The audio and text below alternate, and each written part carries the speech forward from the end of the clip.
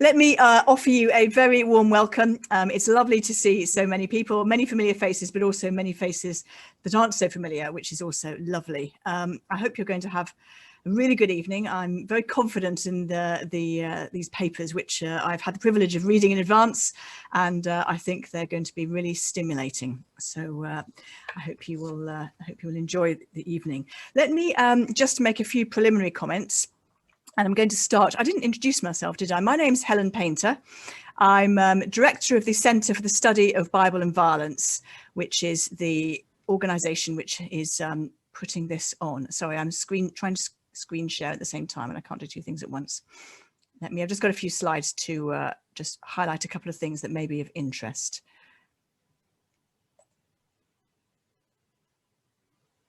Hopefully that's going to... So this is what you have come to. Hopefully that's no surprise. The Centre for the Study of Bible and Violence was established as part of Bristol Baptist College nearly 2 years ago, in fact, just about 2 years ago now, in order to facilitate research in the twin subject areas of the interpretation of biblical violence and the appropriation of the violence to justify or perpetuate violence. There are two separate wings, and tonight we're going to be looking at the first of those two.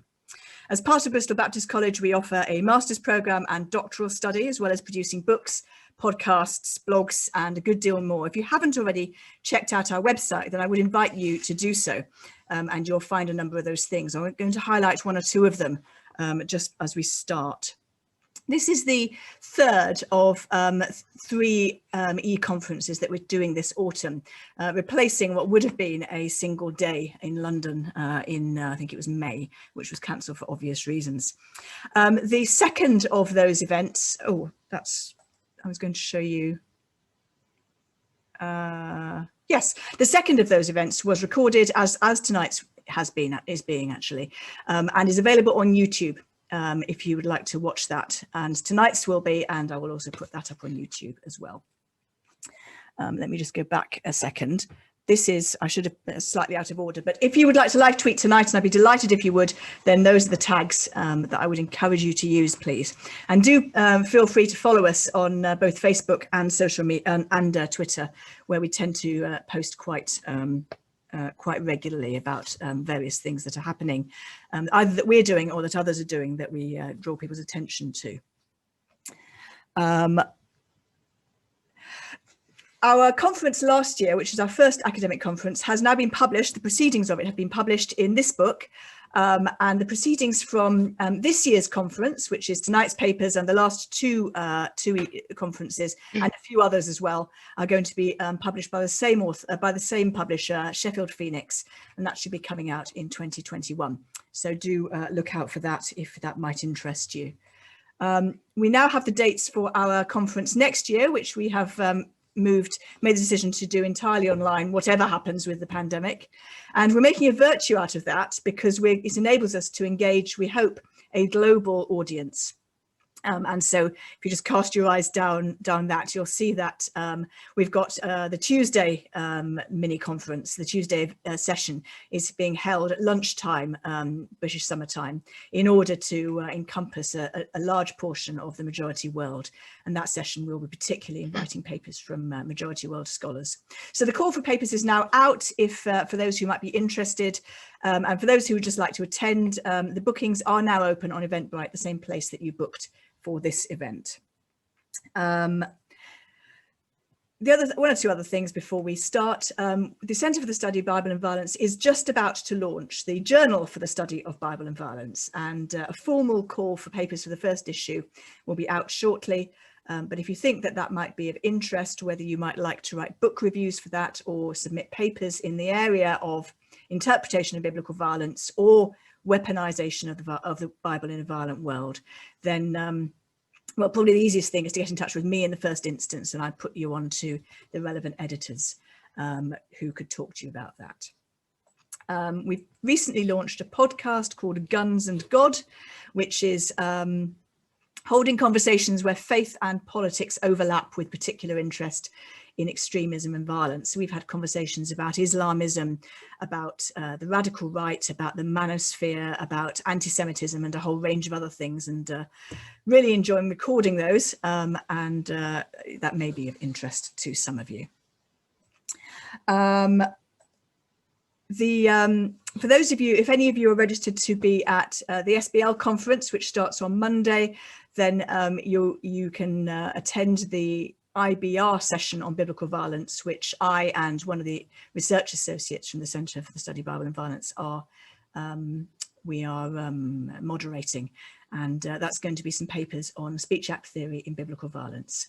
So that may be of interest to those of you who registered at the conference. And that, I think, is the main things that I wanted to say. Let me stop sharing there. I'm going to put a few links to things in the chat for those who might be interested in any of those events. So let me just tell you the running order and how things are going to work. I will introduce each speaker as we come, as we come to them, but our speakers in this will be in this order: Helen Morris, Pete Norris, Margaret Blakey, and William Ford. Each of them will have 20 minutes to present, and then around about 5 minutes for questions from the audience. So I invite you to type questions into the chat function. That's the easiest way. I can't fit all of you onto one screen, so if you wave at me, I may not see you. But if you type it into the chat function, then we'll try and get to as many of those as we can in between the papers. I think you've all done it already, but please do mute during presentations. But feel free to, when I call in you, to pose your question verbally if you'd like to do that. And we are recording today's session. I think I've already said that, and we will be putting that up on YouTube in due course. I'm going to start. I'm very aware that most of the things that we talk about with relation to this study centre relate to real violence one way or another, whether it's ancient violence or modern violence. There are real people on the sharp end of this. And I like us, therefore, to bear in mind that this is not an entirely academic conversation, that this impacts on real lives or it commemorates real lives. And so just for a moment, I've got a candle here I'm going to light, and I shall leave that burning. And with a bit of luck, I won't set fire to myself during the course of the evening. I'm going to light it and invite us just to keep silence for one moment, and then we're going to make a start.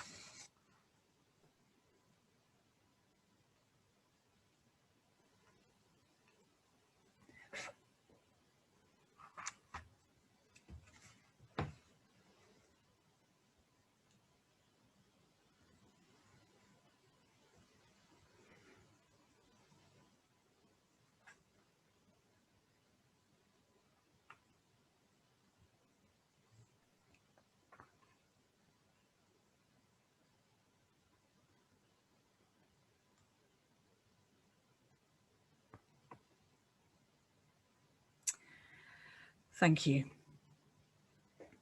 So we're going to move to our first presenter then, Dr. Helen Morris. Helen is the Acting Director of Studies at Moorlands College and a lecturer in applied theology. Her PhD, I think, and certainly one of her teaching areas is in the book of Revelation. That's what she's going to be speaking about tonight. Helen's actively involved in her local church and preaches at other churches in the area. She's also, I'm quite jealous about this next bit, she's also a ministry leader with Richmond Holidays, which enables her to combine two of her greatest passions, Bible teaching and skiing, which sounds like pretty much the dream job, I think, Helen. So now that you've made us all jealous, over to you. Thank you. Brilliant. Thank you so much, Helen. Thanks for this opportunity. So it's great to see Paul Middleton on the call. You'll have noticed if you saw the title of my presentation today that it is Lions in Lamb's Clothing, a response to Middleton's The Violence of the Lamb, Martyrs as Agents of Divine Judgment in the Book of Revelation. I first came across this book at a British New Testament conference, and it is brilliantly researched, excellently written. Free promo for you there, Paul. I really do recommend that you get hold of it. And it challenged my reading of Revelation. It forced me to go back to the text to think, really, what do I think about the lion and the lamb in the book of Revelation? And so this is my attempt at responding to this book. It's quite full, these 20 minutes. I want to outline not only what Middleton argues, but something of the views that he argues against, and then kind of chuck my own tuppence into the conversation. So I thought, because it's quite full, maybe a PowerPoint would help. And so I'm going to share that, and then I'll get going with the paper. See if this can work.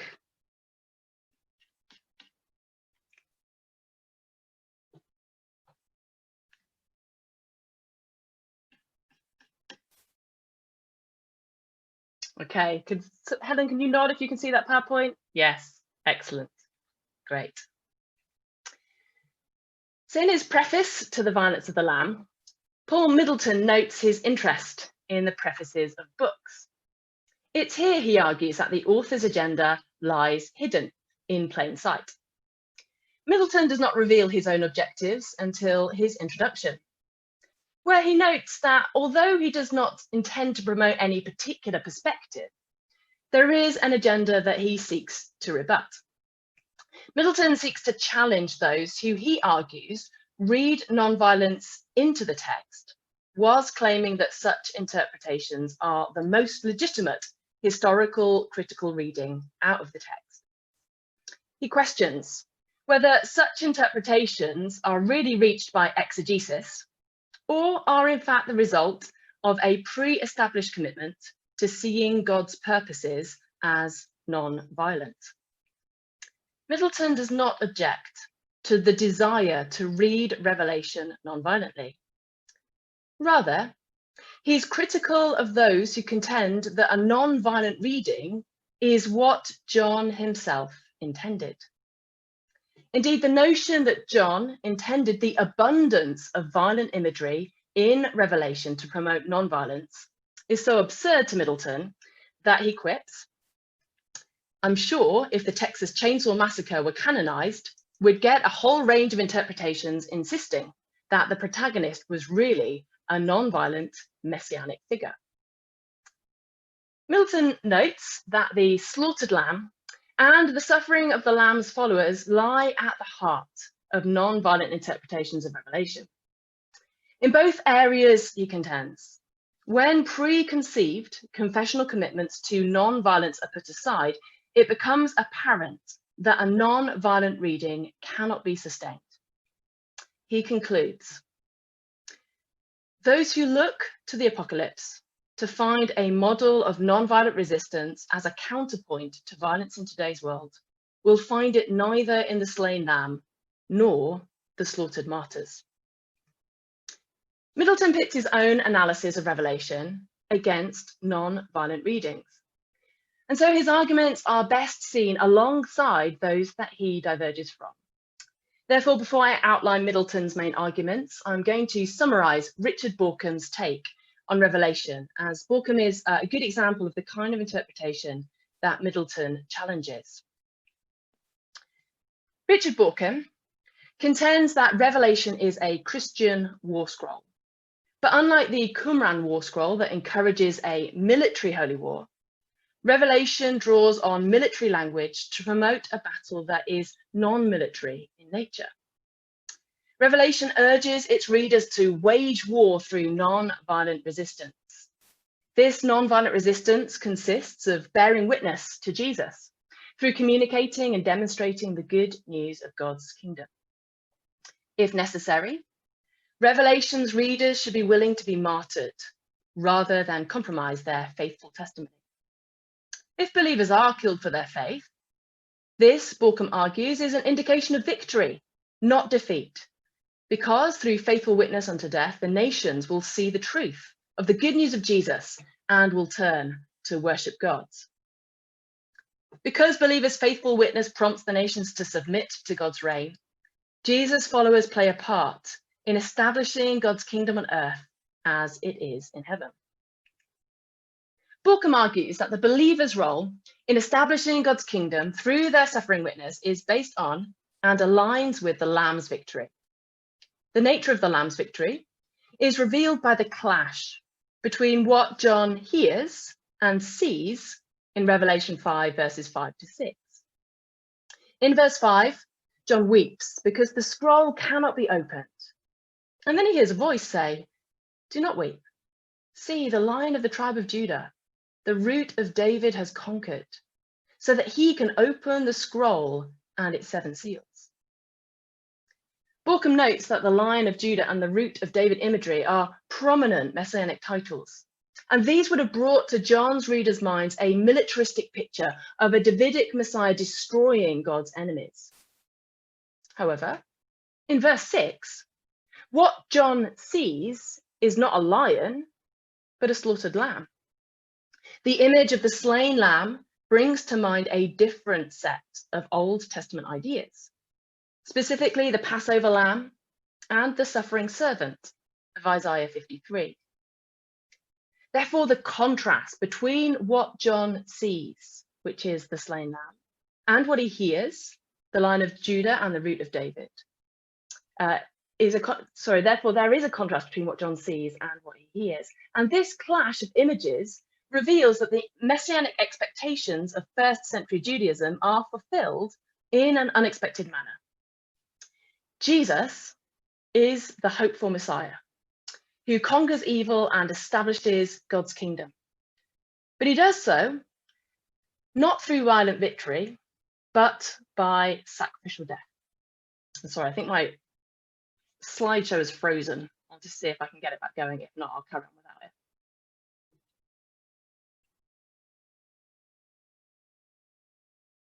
I think it's frozen, everybody. Apologies for that. I'll stop the slideshow and we'll go without it.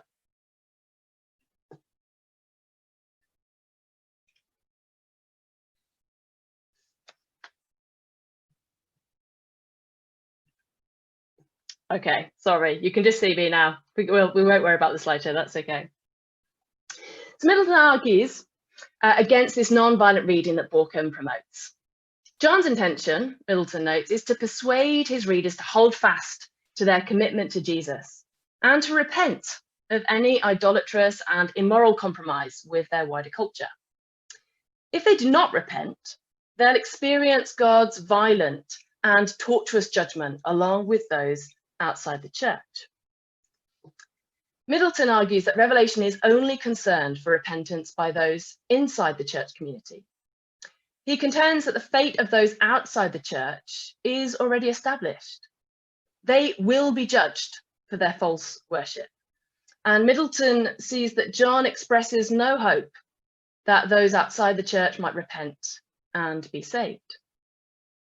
Those outside the church slay the believers, and the believers in turn cry to God for their blood to be avenged in Revelation chapter 6.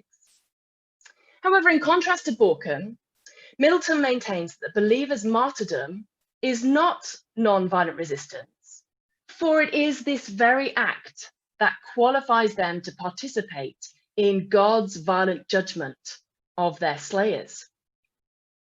Now, like Borkham, Middleton notes that the believer's victory through suffering is based on and aligns with the Lamb's victory through death. But unlike Borkham, Middleton sees no contradiction between the images of the lion and the lamb. He argues that it was well known in Christianity that Jesus' death and resurrection enabled him to conquer evil. Moreover, in Jewish apocalyptic texts, there are examples of lambs who grow powerful horns and conquer their enemies, and there are sheep who take up swords to kill their adversaries, and 1 Enoch 90 is an example of that. Therefore, Middleton contends that one cannot assume that the image of the lamb brings to mind notions of weakness and vulnerability, in contrast to the ferocity of a lion. In fact, through the rest of Revelation, the lamb's actions seem in keeping with the image of a roaring and violent lion. As Middleton observes, the lion exercises God's wrath in Revelation chapter 6. The lamb watches over the torment of the beast worshippers in Revelation 14, and the lamb conquers in war in Revelation 17. Middleton therefore quotes Brian Blount, who argues that whenever readers see the lamb, they hear the footsteps of a lurking lion. Middleton could equally have cited D.H. Lawrence, who describes the lamb as a lion in sheep's clothing. Middleton argues that John's readers are urged to follow the example of a Messiah whose death leads to victory and violent vengeance. Just as the lamb is a lion in sheep's clothing, so the martyrs are lions in lamb's clothing. So what are we to make of this disagreement between Borkham and Middleton? Well, interestingly, despite the differences in their interpretations of Revelation's imagery, Middleton and Borkham agree pretty closely on Revelation's rhetorical intent. In other words, the response that John seeks to inspire his readers to. In fact, Elizabeth Fiorenza observes that although there's no scholarly consensus as to Revelation's structure, and there is no agreement as to the meaning of the various visions, there is a strong consensus about the book's purpose. John urges his readers to overcome. This is the repeated refrain in the messages to the 7 churches. And overcoming involves persevering as faithful followers and witnesses to Christ through adherence to truthful doctrine and a refusal to participate in the idolatry and immorality of the Roman culture. It involves, if necessary, being willing to be killed for faithfulness to Christ.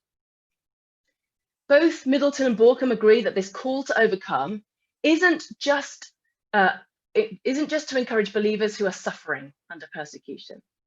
Rather, as Borkham notes, the call to overcome is also issued to those who are compromising with their prevailing culture, even worshipping the beast. Alongside agreement as to John's rhetorical aim, the response that he seeks to invoke, there's also a broad consensus as to John's method, how he goes about inducing this response. John immerses his readers in a vivid drama in order to reframe their experience as participation in a transcendent realm. John's aim in immersing his readers in this drama is to impact their behavior in the here and now of their earthly existence. He hopes that by seeing things from God's perspective, his readers will be inspired and equipped to follow the Lamb in their daily lives. In this regard, one of the key differences between Borkham and Middleton is the focus of their interpretation. Specifically, whether the end point of interpretation lies in the dramatic world of John's vision or in the impact that his vision is intended to have on his readers' day-to-day lives. So to give you an example, while Middleton agrees that John's aim is to encourage his readers to repentance and perseverance, the focus of much of his arguments is on John's, quote, literary world, end quote. Middleton maintains, for example, that in this literary world, all faithful Christians will face martyrdom. They will be killed for their faith. However, the key point in this argument is that it is within John's literary world that all the people saved are martyrs. In the world of John's readers' day-to-day experience, Middleton notes, since persecution was likely sporadic and likely localized, it may actually have been quite difficult to be martyred. Therefore, John is probably encouraging a willingness to be martyred, rather than claiming that if you're not killed for your faith, you will not be saved. And this accords closely with Borkham's claim that Revelation presents the future as though all faithful Christians will be martyred, thereby urging its readers to be willing to die for their faith. This difference in focus is significant as regards the violence in Revelation. Middleton's contention that the Lamb's followers join in God's judgment, wreaking violent vengeance on their foes, is also within John's literary world. However, as the example of martyrdom illustrates, identifying the nature of John's literary world is not the end point of interpretation. Rather, we need to discern what response this literary world is intended to invoke. And as I've already noted, there is significant agreement between Borkham and Middleton on this point. Both maintain that John intends his readers to persevere in their faith, resisting the temptation to compromise. Therefore, when Middleton concludes that, quote, there is little sense in which the martyrs in the apocalypse offer a model of non-violent resistance, end quote, it's important to ask where? In John's literary world or in the world of his readers' daily lives? Since Middleton agrees that the intended response is perseverance in faith, it is in John's literary world that he claims non-violent resistance is absent. In the reader's day-to-day lives, non-violent resistance is precisely what they are being urged to. Distinguishing between John's visionary world and the world of his reader's response is important when considering what constitutes a non-violent reading of Revelation.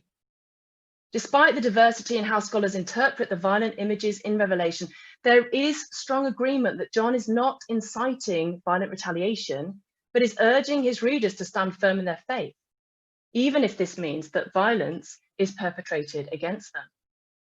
It is through the sacrifice of the Lamb, the word of their testimony, and a willingness to die for their faith in Jesus that the Lamb's followers overcome evil in its different guises.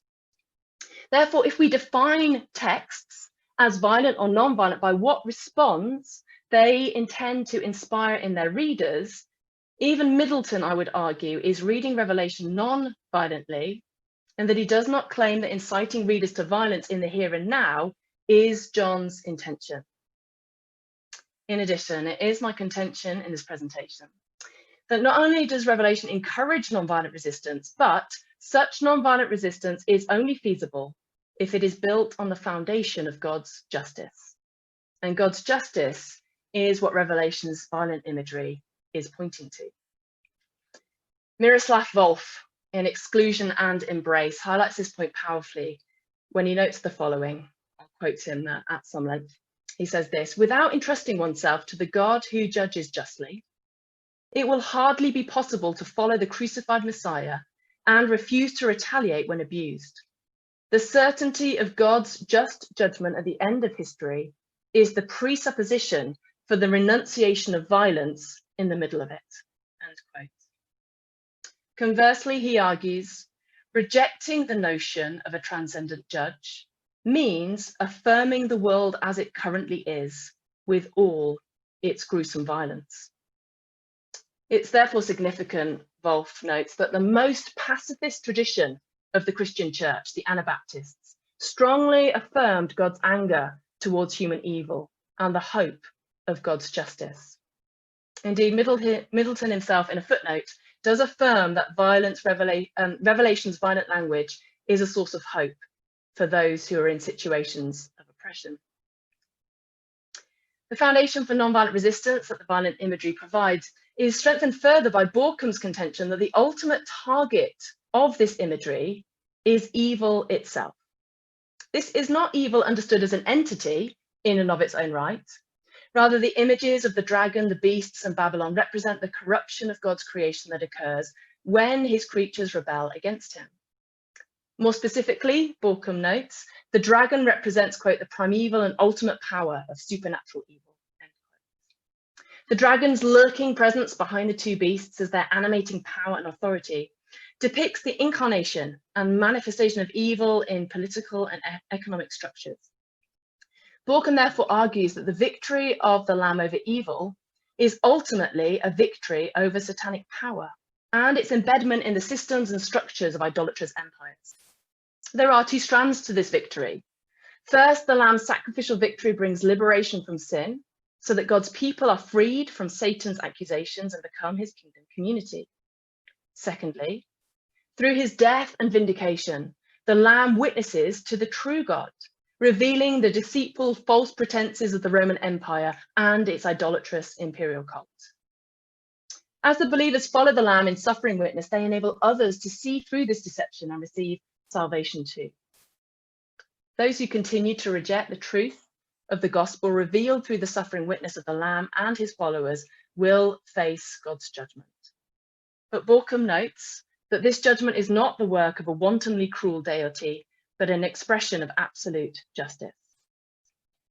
Therefore, my argument in this presentation is that in contrast to Middleton's claim that those who look to the apocalypse to find a model of non-violent resistance as a counterpoint to violence in today's world will find it neither in the slain lamb nor the slaughtered martyrs, I contend that non-violent resistance is precisely what Revelation does call its readers to. In addition, the notion of a transcendent judge who will one day exercise perfect justice is the only foundation on which a call to non-violent resistance can solidly stand. The martyrs are not lions in lamb's clothing. Rather, they are those who are able to follow the sacrificial path of the slain lamb, because they trust that the Lion of the tribe of Judah, the Root of David, has indeed triumphed. Thank you. Thank you very much, Helen. That was a master in clarity, even without the PowerPoint, and really interesting. I regard it as a shared responsibility to line up a question, and I do have one in my mind, but actually I'm pretty confident that I won't need one, because I'm pretty confident that there'll be some questions from the room, although no one has yet put anything in the chat. Paul, I should probably give you the first option. Thanks. I mean, I wouldn't take any time because we can chat anytime. But first of all, thanks very much. I mean, that was a superbly clear and absolutely fair, actually a brilliant exposition of the book, I have to say. And you know, even to the reading the preface, which is you get brownie points for that. And of course, you're right in the sense that I don't expect the Christians to take up violence. But I suppose the question I would have is, well, is it really, can you really call it non-violence when violence isn't really an option? I mean, I'm not sure what it would mean for Christians to take up arms. That just wouldn't have been any kind of viable option. Is fantasy violence and the level of fantasy violence really, doesn't that kind of provoke some kind of attitude, at least to your to persecutors, which is present in a lot of martyr texts as well?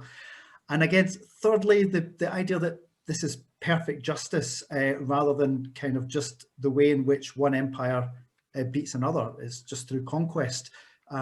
It just looks like a kind of an imperial takeover from God. So even if I kind of grant the first two, I'm not sure you could really call what goes on in Revelation kind of perfect justice. It looks like a pretty, you know, the Roman Empire subjugated and took people into slavery. Their enemies, God just slaughters his.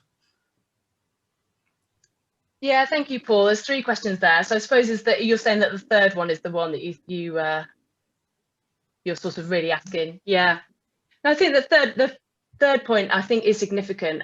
This is perhaps slightly tangential and perhaps a little bit popular level, but I was really struck recently watching the Marvel last films, Endgame. I don't know if you've seen those films. I just thought it was really interesting because the first part of that, which I've forgotten, the last one's called Endgame, and the first part of it was something different. I think it's quite interesting because this character Thanos has this plan to almost, in a sense, bring about a better world by killing half of the population. Sorry, this is a massive spoiler. Mute your microphone right now if you're going to watch these films and don't want to know what happens. He has this plan to kind of cleanse the earth of half the population, and this is kind of presented as being, a really good thing. This is going to save the universe from his perspective. But of course, the viewer and all of the Avengers, who are the good characters, know that this is a terrible thing. And so they, fight against him, but in the end, he wins in the first film, and half of the whole population of the whole universe is destroyed in an instant. And I thought it was quite interesting because reading it as somebody that, is familiar with scripture, I did feel that there's a little bit going on here of a sort of take of God.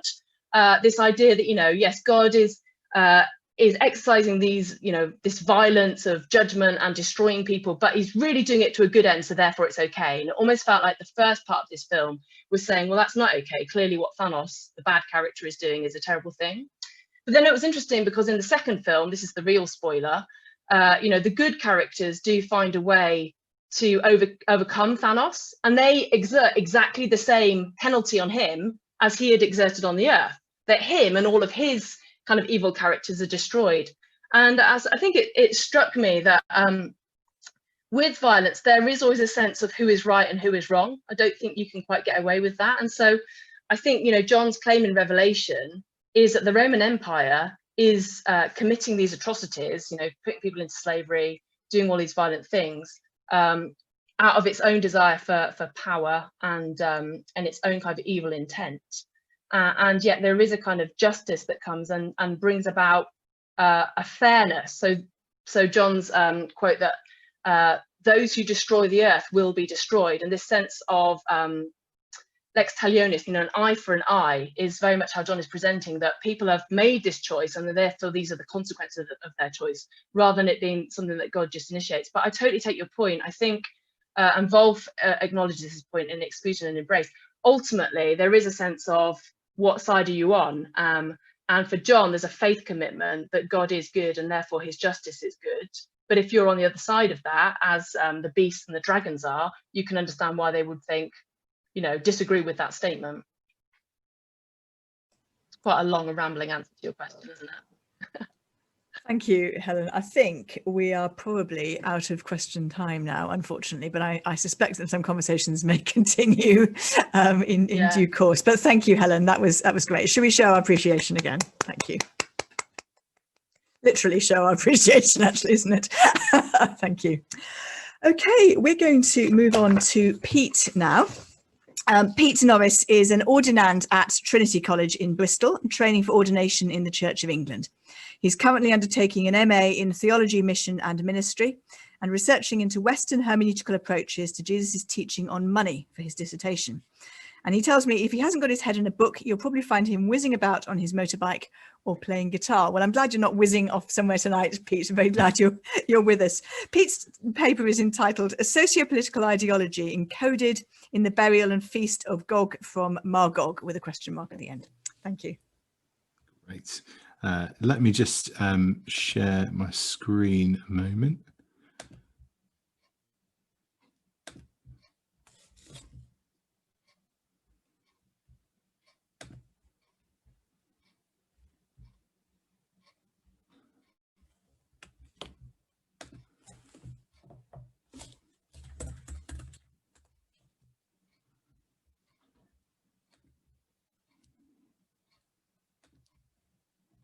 Oh, apparently my machine won't let me share my screen for some reason.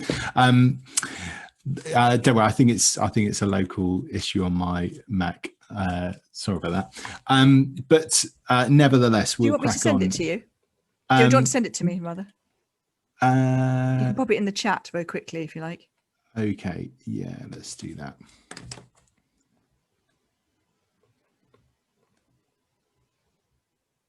Just while Pete's lining that up, I omitted to mention, but it probably would have been worth mentioning, that we have a blog post on, or a couple of blog posts on our on the CSBV blog site, which actually reviews Paul's book and interacts with it. So if you're interested in that paper and want to think a little bit more about it, then you might like to have a look at that. And those posts were from Simon and by, I'm trying to remember who the other one was offhand. Simon, can you remind me? Well, it was Meredith Warren. That's right. And gosh, who was the other correspondent? Alison? Alison Jack. That's right, yes. Thank you. So if you're interested, you might like to have a look there. And that's taken us nicely. So I'll open that up, Pete. You get cracking and I'll... Great. Okay.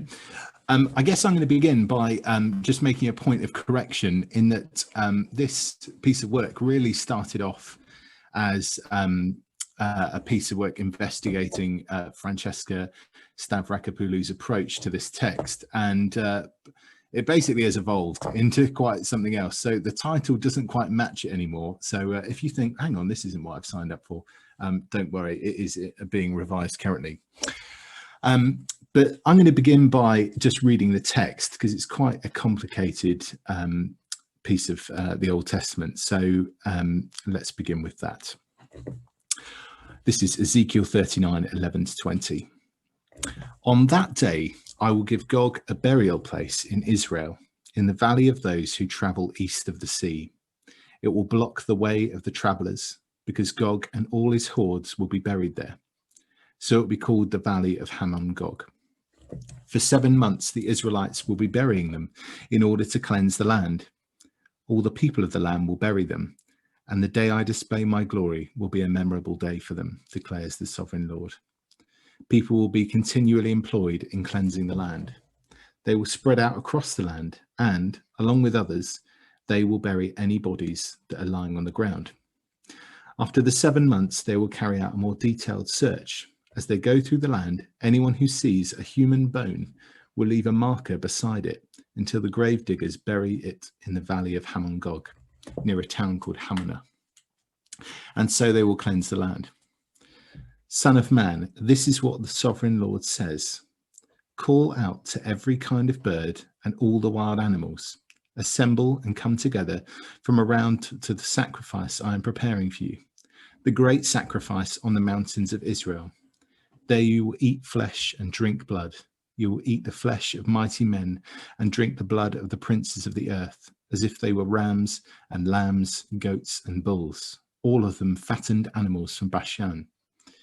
At the sacrifice I am preparing for you, you will eat fat till you are glutted, and drink blood till you are drunk.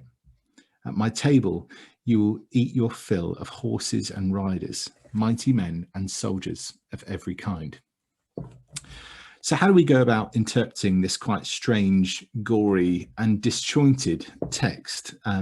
Ezekiel 37 describes the Valley of Bones scene where God promises to restore Israel to the land. Then Ezekiel 38 introduces this character called Gog from the land of Magog and describes his military power, and Ezekiel 39 then describes his destruction. Francesca Stavrakopoulou is used to be the head of theology at Exeter University and has written a paper on this. And she suggests that there is more to this text than has previously been acknowledged in contemporary scholarship.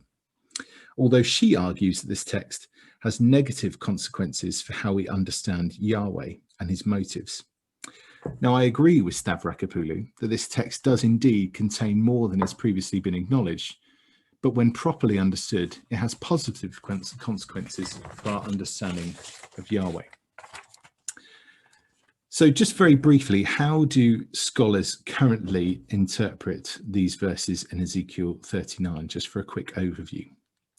Ian M. Duguid suggests that Ezekiel 39 is largely about underlining God's sovereignty over his enemies. Leslie Allen believes that Ezekiel 39 projects a vision of eschatological hope for Israel and their permanent security in the land. And finally, Francesca Stavrakopoulou argues that the text veils a much more sinister socio-political ideology in which Yahweh uses and abuses corpses as territorial markers and to justify Israel's return into the land. Now, my argument in this presentation is divided into two. Firstly, I want to argue that despite Stavrakopoulou's contentions, that the text does not veil a socio-political ideology concerning the land. Secondly, I want to argue for a revised interpretation of this passage that builds on the more orthodox positions of Duguid and Allen by exploring the literary techniques that have been used by the author. First then, in terms of Stavrakopoulou's main argument, she builds her argument on three main points, which I'll address one by one. Firstly, she suggests that the construction and presence of Gog's mass grave in verses 11 to 16 goes far beyond a ritualized cleanup operation. In other words, it transcends its socio-religious context. The Zibah, the sacrificial feast in verses 17 to 20, is similar to that of other ancient Near Eastern cultures where certain Mesopotamian kings transformed their enemies into animals and executed them on butcher's table. That's her second point, where she builds this idea that it's actually about humiliating Yahweh's enemies. And finally, her third point is that these together, the presence of the mass grave and the Zibah, function as a final justification for Yahweh re-entering the land. So let's address these one by one. Firstly, the text transcends its socio-religious context. Stavrakopoulou approaches the text through the lens of a socio-anthropological hermeneutic and assumes that the attitudes and ideas of other ancient Near Eastern cultures are freely interchangeable with Israel. Clearly, Israel's ethical and religious approach to the dead is distinct. These verses, I believe, must be contextualized with Numbers 11 to 20, which concern a similar mass clear-up of the dead. Bodies of the dead are treated as infectious and as potential threats to the temple and thus to Israel's relationship with Yahweh. This context for Ezekiel 39 cannot be simply skipped over in order to build an alternative interpretation. It must be the foundation. Secondly, the point of the Zibah in verses 17 to 20 being like other ancient Near Eastern cultures who make a public spectacle of their enemies. Now, it's my contention, as well as other scholars too, the Zibah in the text has been subjected to prophetic manipulation, which I believe must alert us to the possibility of other literary techniques at play, and therefore the possibility of an alternative meaning. The prophetic manipulation of the Zibah is common in prophetic literature and also happens in Isaiah, Zechariah, and Micah. Finally, Staravakapulu would argue that the Zibah and the presence of the mass grave would provide justification for Yahweh to re-enter the land. But I think if those two first points are correct, then you cannot justify your interpretation that way. So how then should we interpret Ezekiel 39? And I'm going to address this question in 4 stages. Firstly, how is the Zibah used in Ezekiel elsewhere in the book? Is there a theme that can be detected which would narrow the context for chapter 39?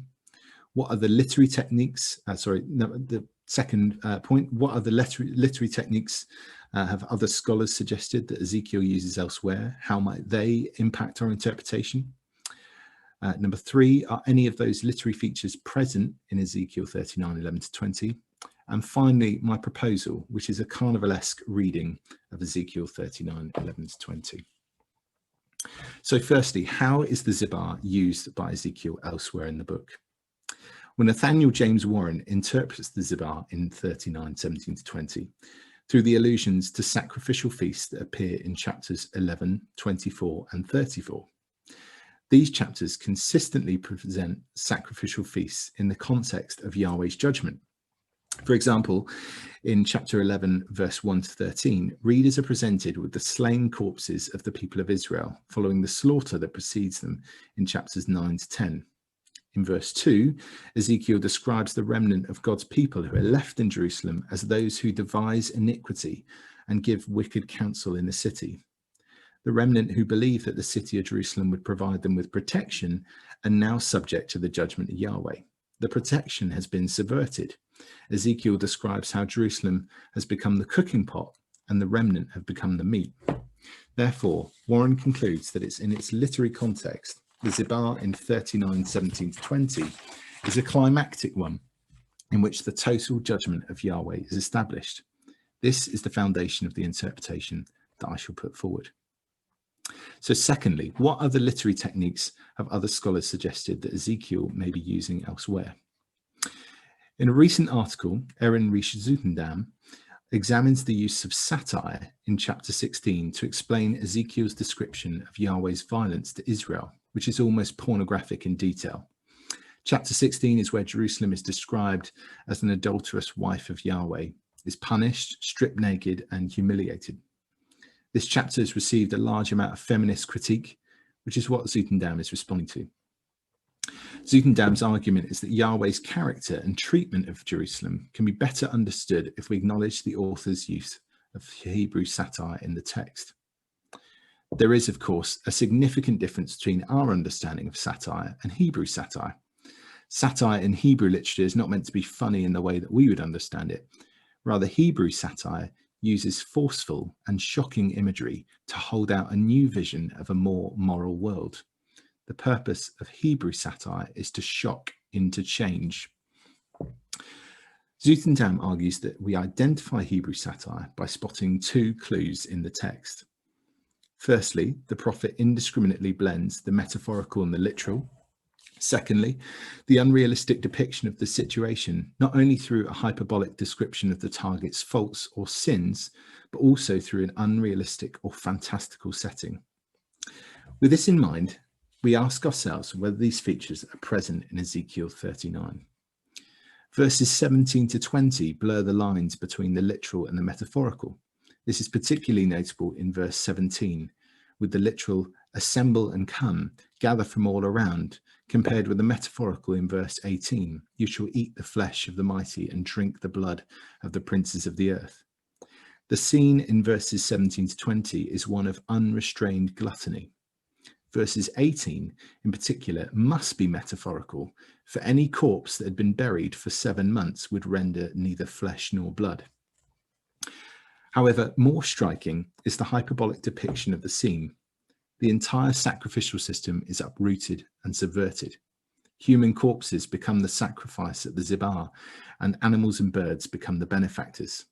Such a scene would have been unthinkable given the preciousness of human life depicted in Genesis 9. In contrast to Genesis 9, The scene in Ezekiel not only presents the destruction of human life for the benefit of animals, but is also done at the command of Yahweh. The lawmaker has become the lawbreaker. The scene that is depicted in 17 to 20 would have been one that is particularly shocking.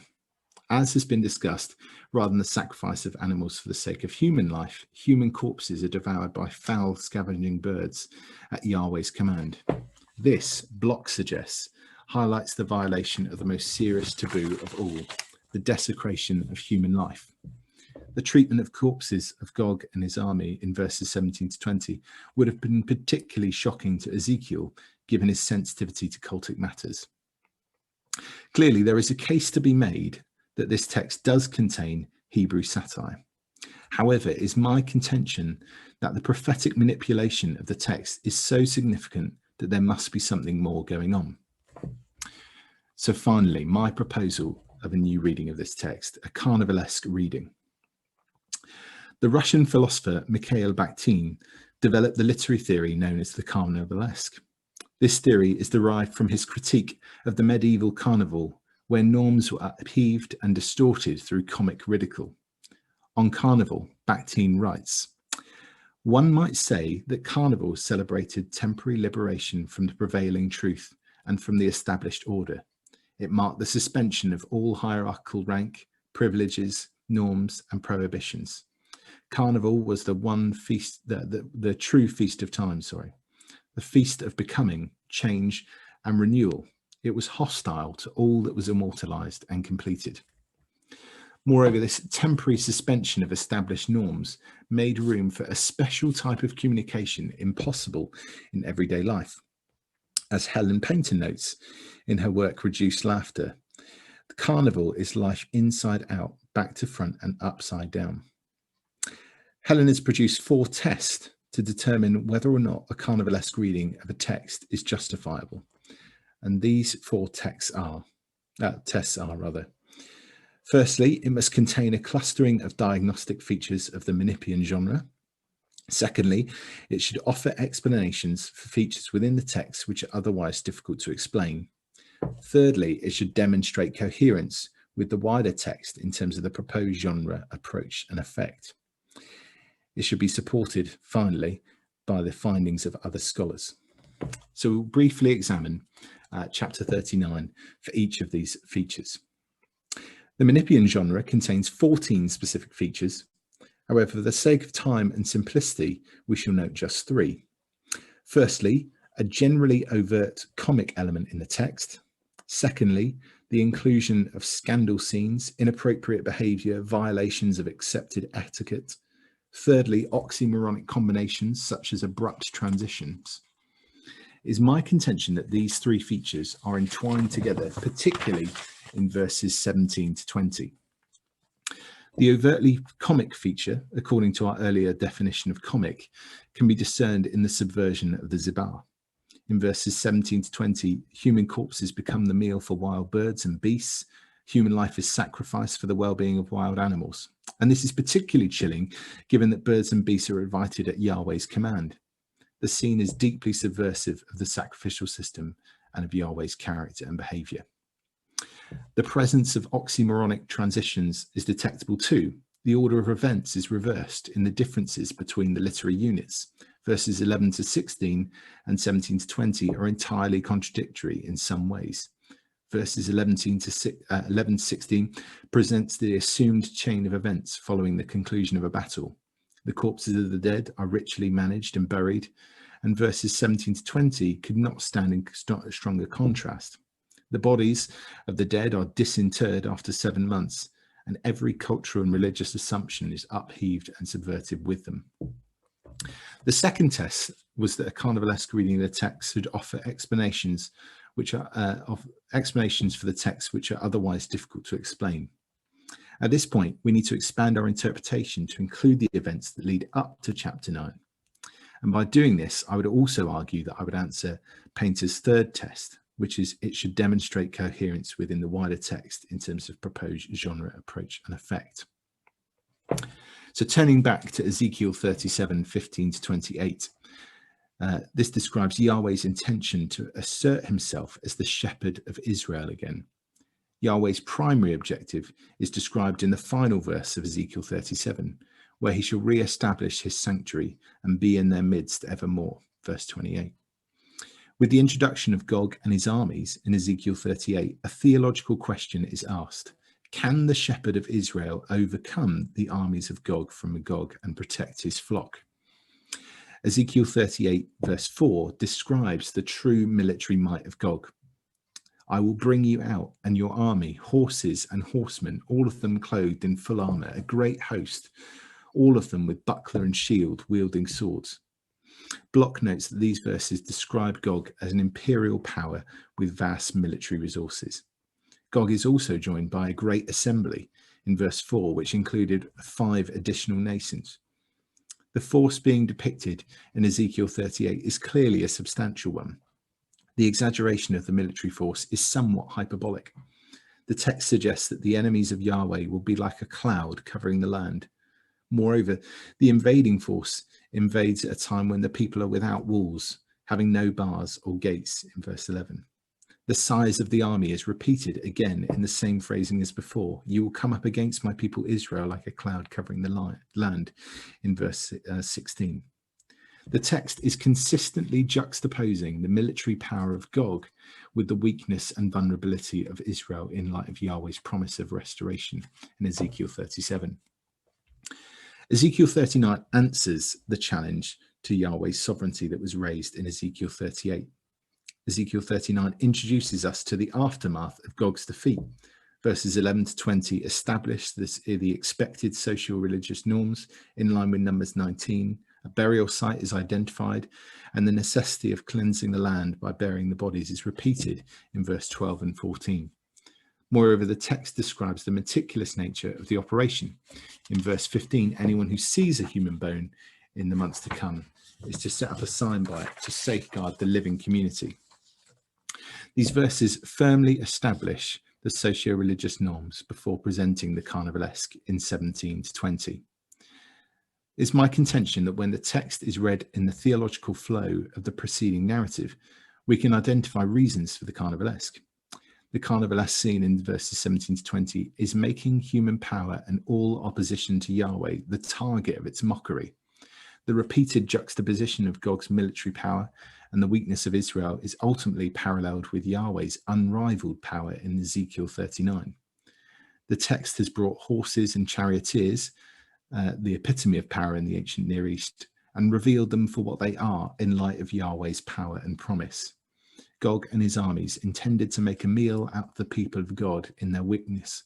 However, Gog and his allies now find that they have become the menu at the Zibah and thus the subject of ridicule. Verses 17 to 20 exaggerate how low this military power has been brought by revealing that they themselves have become a meal for foul animals. The socio-religious norms that were presented in verses 11 to 16 have been subverted to articulate Yahweh's comprehensive judgment on the military threat of Gog and his allies. Stavrakopoulos has rightly identified that there is much more to the relationship between Ezekiel 39, 11 to 16 and 17 to 20 than has previously been acknowledged. However, to make the presence of the mass grave and the corpses the hermeneutical focal point is to overlook the theological direction of the narrative that precedes Ezekiel 39. Thank you. Thank you very much, Pete. And once again, no PowerPoint, but we managed to make it work. Sorry about that, but really clear, and it's hard to hold attention for 20 minutes without the use of visual aids. And I think that was just great. Yeah, I'm sorry really. about that. Yeah. No. I mean, it's a compliment. I'm complimenting you. Oh, Be quiet and listen, Norris. Questions? I haven't seen any in the chat box yet. Well, people are thinking. I'm interested in the intertextualities that you identify and whether there are others as well. I'm interested in the numbers intertextuality and whether you've thought at all about whether this is this continual question when we don't think we've identified intertextuality within the Old Testament of whether we can really be confident that there is a pretext, in other words, an earlier text or not, or whether these are kind of developing somehow in conversation with one another. And alongside that, the other question is whether with the other eschatological banquets that we see, whether you see intertextuality with those as well. You thought about that at all? Yeah, I think I mean the numbers 11 to 20 particularly in Stav Rakapulu, his assessment of the text just seemed to like skip over that, as if we could just simply sort of step over it. And I think whether there is confidently concrete intertextuality there or not, I think it does provide a context that we can't ignore, even if we can't confidently identify a level of value to put on it, if that makes sense. And I think secondly, in response to the question about the other eschatological feasts, obviously Gog reappears in Revelation, but I think I tried to particularly just focus, I think, for simplicity and for some integrity in terms of the essay itself, trying to remain within Ezekiel to then be more confident about my assertions in terms of like, how is Ezekiel using this, building up to that final one in chapter 39. So I kind of intentionally didn't look, I think I mentioned Isaiah and Zechariah and Micah as well, in terms of where that also happens in terms of that prophetic manipulation. But I thought it made a stronger case if I stayed within the bounds of Ezekiel. Oh, I quite agree. That was great. Thank you. Question. Justin, do you want to ask it yourself? I can read it, yeah. So, yeah, a really awesome paper, Professor Norris. I think my question is, what, when literary techniques are employed to sort of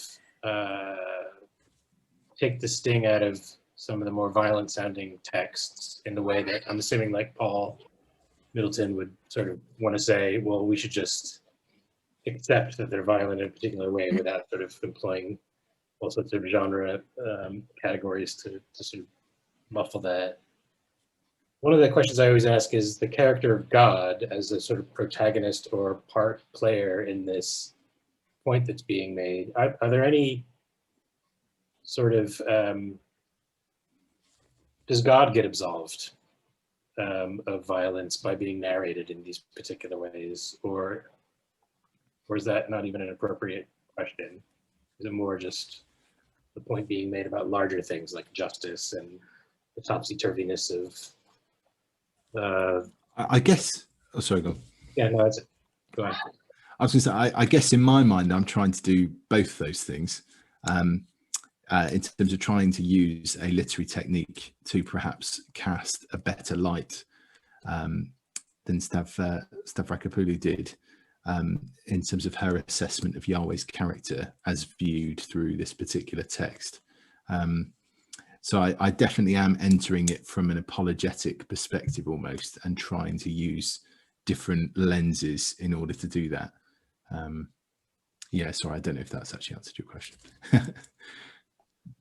Yeah, I guess. I mean, if I told a story in which that didn't happen and isn't true, that depicted Donald Trump as a chainsaw murderer, and everyone knows it's not true and it's outlandish and surprising, I'm also kind of saying something about the potential somewhere in Donald Trump's character to be a chainsaw murderer.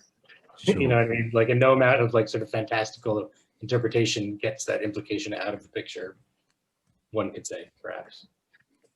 Yeah, I think that would be something that I'd need to think and research a bit more in terms of like, I haven't quite gone perhaps that far to think about it from that perspective, I suppose, but a very, very worthy critique. Oh, not a critique. That's okay. And I think, yes, it's really complex, isn't it? But I think metaphor theory has quite a lot to say about this. But I agree that I'm not entirely sure it removes the problem, maybe just reframes it slightly. We may have time for one more very short one if anyone's got one, otherwise we'll move on. Okay, well, thank you very much, Pete. That was just great. And let's show our appreciation. Thank you. We're going to move on then to Margaret's paper. Margaret Blakey has just completed her MA at Bristol Baptist College and is currently completing formation training for Baptist ministry with us here. Margaret is interested in issues of marginalisation and community building, alongside academic interests in feminist and cultural hermeneutics. And Margaret's paper, I think this is your correct title, Margaret, you can correct it if I'm wrong, but I think you landed on precarity and power, subjectivity and sisterhood, redeeming Peninnah through Sarah and Hagar. Yes, although you sent it with its older title, so you'll have to, if my slides work, it will have the old, but don't worry. I'm go sorry. With that one. I'm sorry. No worries. No worries. I think like Pete's, mine kind of has evolved during its life so far. So I'm just going to try and screen share, but I just wonder if it's not going to play ball for any of us tonight. Can you give me a thumbs up if you can see that? Oh. Let's see if it actually works. Hold on, let me get its slideshow. Ah, there we go. Okay. So this was my old title. Redeeming Peninnah, examining subjectivity, similarity and sisterhood in the Sarah, Hagar, Hannah and Peninnah narratives. So Peninnah is introduced as rival wife to Hannah in 1 Samuel 1. The rival wife who provokes Hannah to tears over her lack of a child. Peninnah is seemingly a minor character, introduced to outline Hannah's desperate desire for a child. Yet Peninnah is named, and there are other clues in the text that should prompt us to notice her and require us to pay more attention to the sisterhood of wives. I explored this in an earlier paper presented at a previous conference and published in the Bible on Violence, a Thick Description, edited by Helen Paynter and Michael Spallion, published by Sheffield Phoenix. David Jobling, author of the Berita Lamb Studies in Hebrew Narrative and Poetry, 1 Samuel, observes that as he, like so many other commentators, present a positive reading of Hannah, he fails to take any adequate account of Peninnah, thus continuing the long history of favoritism towards Hannah that Elkanah and the biblical narrator began. My wider project, of which this paper is the second, attempts to redeem Peninnah through a reparative reading, a positive reading of a usually rejected character, one which recognises her oppression and challenges the blind acceptance of Peninnah as the vindictive rival, offering her redemption through the defence of her victimhood. Contemporary feminist scholarship, particularly that which reads from a perspective of oppression, redeems Hagar from a similar fate in another birth narrative. This paper evaluates that work and uses it to apply a hermeneutic of reparation to Peninnah. A simple comparison between the two narratives introduces two primary wives with fertility problems, a huge issue for them in a culture that values women according to their ability to produce a male heir. Each husband also has a secondary wife, one described as maidservant denoting possession, the other as a rival wife, indicating hostility. Peninnah, recognised as wife throughout, should surely experience a more positive outcome than Hagar. She is, after all, kin to the matriarchs and maintains the status of marriage. Yet this is not the narrative that ensues. These narratives witness men behaving with astonishing passivity. Abraham, having been given Hagar by his wife, casts her back to his wife to decide her fate, later casting her out from the family in response to Sarah's demand. Elkanah ignores Peninnah, focusing only on Hannah, failing to either defend or discipline Peninnah. Hannah is the loved wife, whilst Peninnah is the forgotten baby carrier. Elkanah's passivity causes Hannah to make her own decision as she prays desperately for a child and then takes control of that child's future. Abraham's passivity causes Sarah to take negative action, treating her maid harshly, offering her to her husband as womb for an heir, and finally casting her out into the wilderness. Attributing responsibility for decision-making to the primary wives marks them as targets for blame. In their precarity, the rival wives turn on one another. Sarah, although once victim herself, having been taken into Pharaoh's palace, victimizes Hagar. Hagar, now pregnant with the patriarch's child, turns on her mistress in contempt. Peninnah, victim of patriarchal systemic violence, victimizes Hannah, and Hannah in turn re-victimizes Peninnah through her song, as she rejoices that the barren has borne 7, but she who has many children is forlorn. Dora Mabuwe-Sango, an African biblical scholar, observes that, even as victims, women can play a very significant part in the empowering and perpetuation of patriarchy, as they cause one another pain out of their own pain. Hagar experiences similar privilege to Peninnah, as the less favoured wife rises in position through her fertility, and thus Hagar also experiences the same vengeful satisfaction that leads Peninnah to provoke Hannah, causing her to look upon her mistress with contempt. As both secondary wives become pregnant and bear an heir, their expectation of priority within the household is not met, as the primary wife maintains her position and power. The complexity of their contempt is likely to include gloating in their ability to succeed where the primary wife has failed.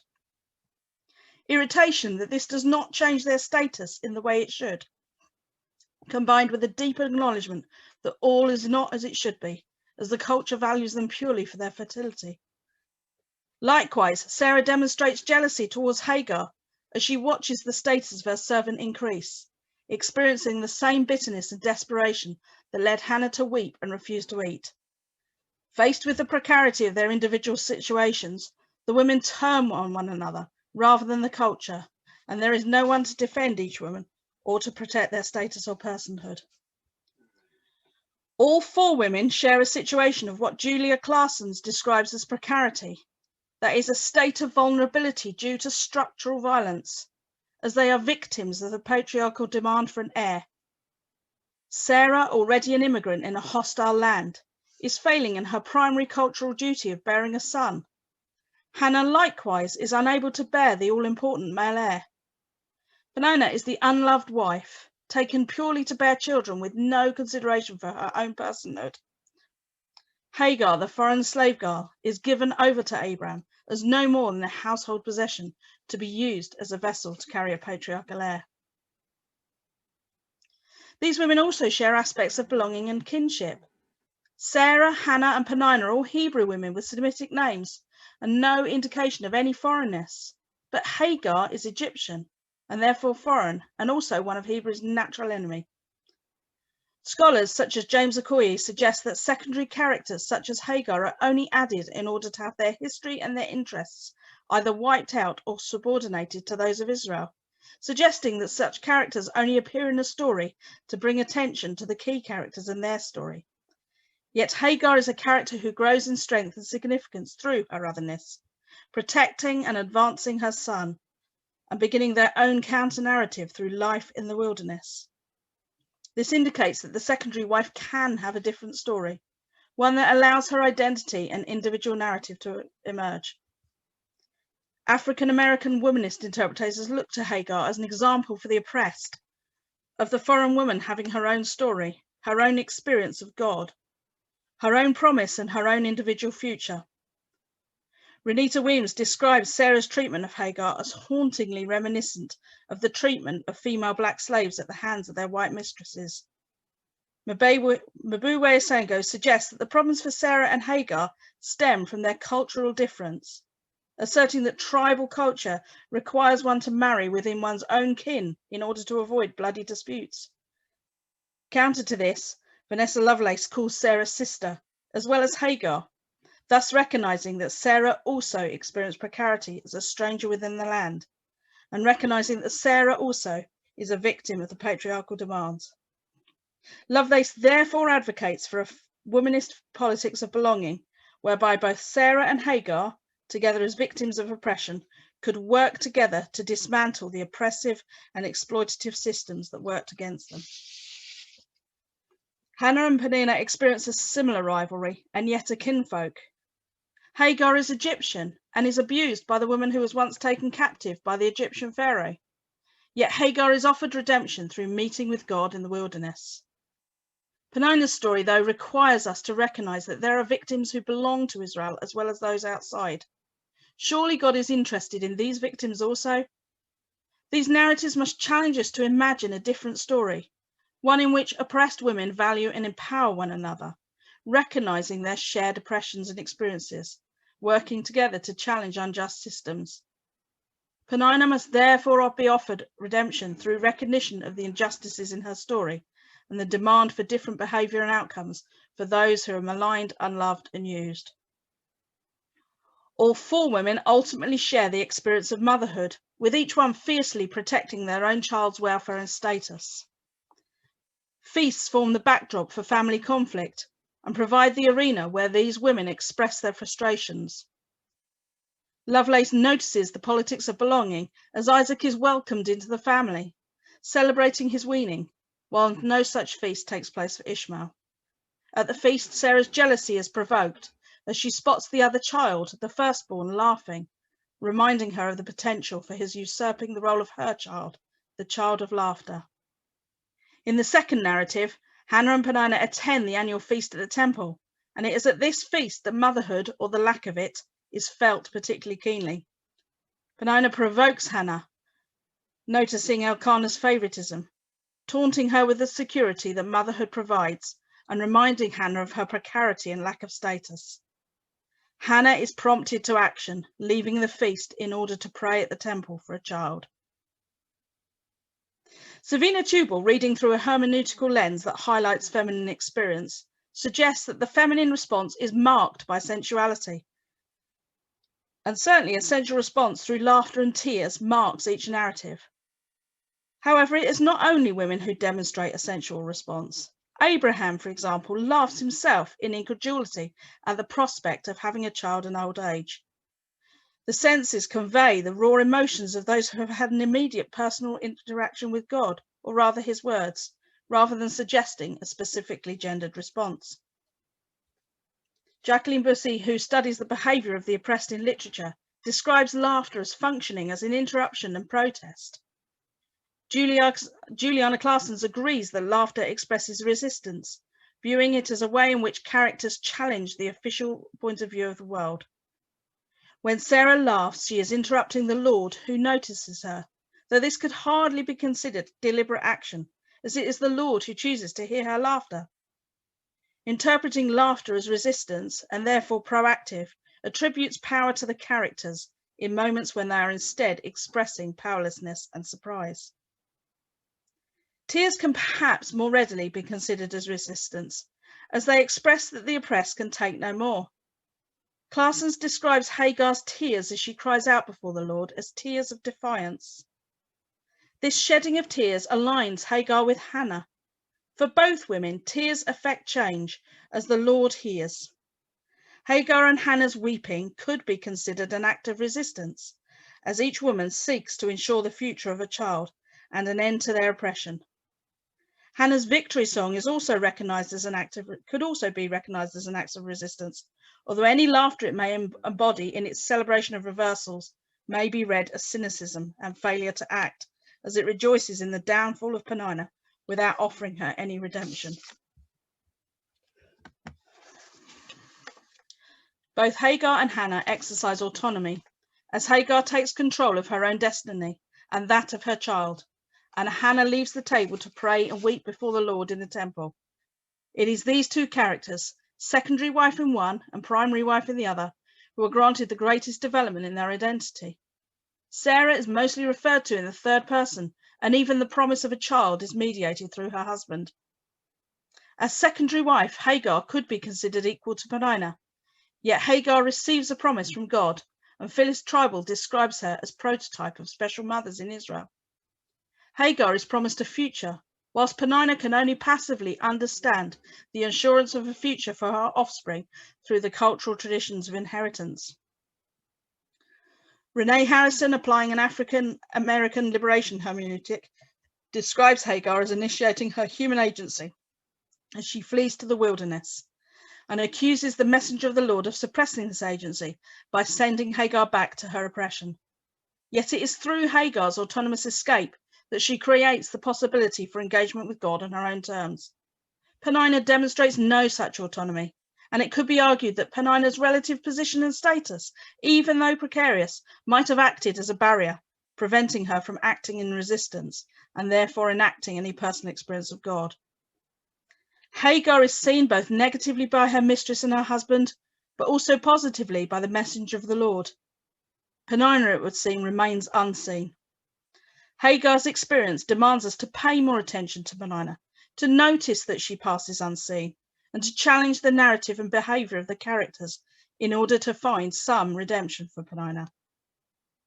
There is a motive of sacrifice which appears in both narratives, as Hagar turns away from Ishmael, not wanting to see him die, which can be aligned with Abraham's intention to sacrifice Isaac. Hannah also makes a solemn journey to the temple, heavy laden, just as both Hagar and Abraham were, in order to leave Samuel once he is weaned. God intervenes in the sacrifice of both Ishmael and Isaac, whilst Hannah offers the living sacrifice of Samuel for the Lord to use as he pleases. These acts of sacrifice enshrine Hagar and Hannah's experience of God, but they also magnify the passivity of Sarah and the absence of Peninnah.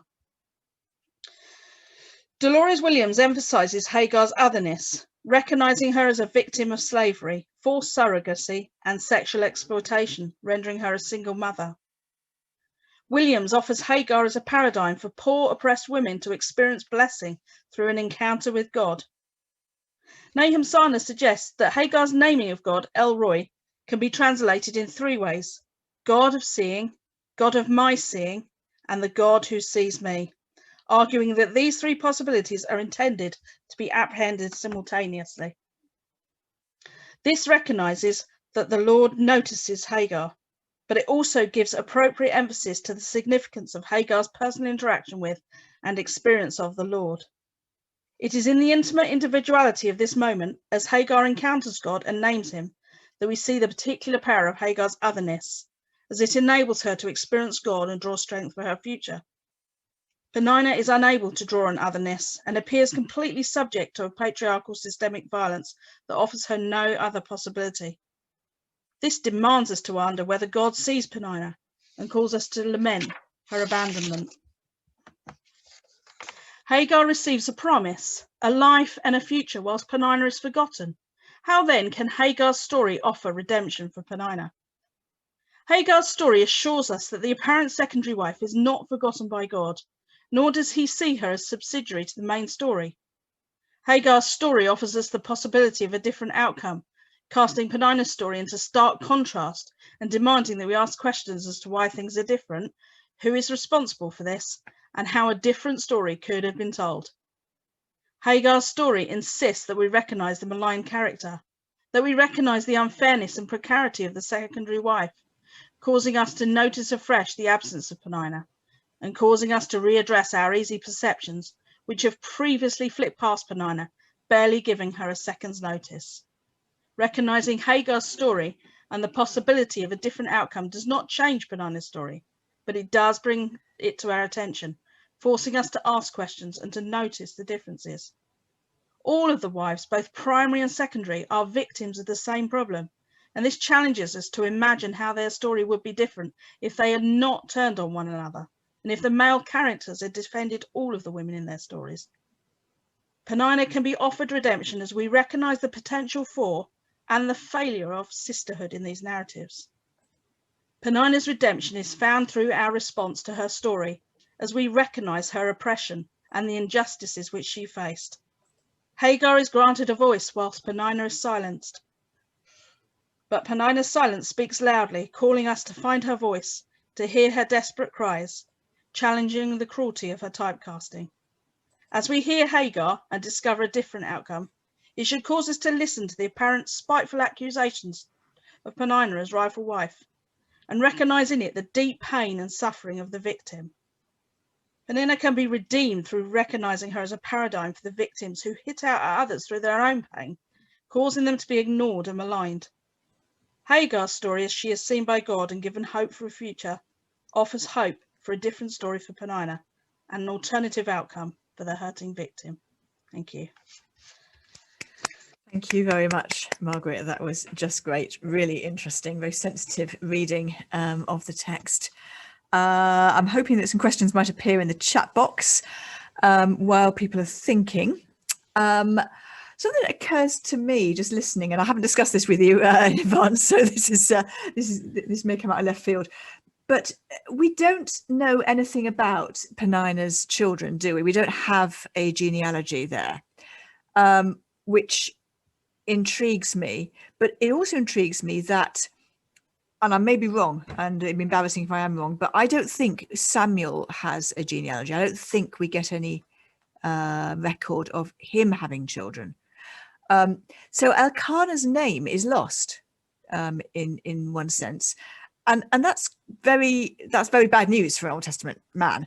That's and very striking. And I just wonder if you've thought about that at all, and certainly the idea that Peninnah's children are anonymous. Yeah, I think that's really interesting, because the only hint we have is in Hannah's song, as she speaks of the one who has many being forlorn. There's some interesting writings in Jewish Midrash which have created this whole story around her losing children and things, but that's just imagining. People have imagined much into it, but there's nothing that I am aware of. There's no other clues other than that. That is interesting, I think. Yeah, ponder that a bit more. No questions?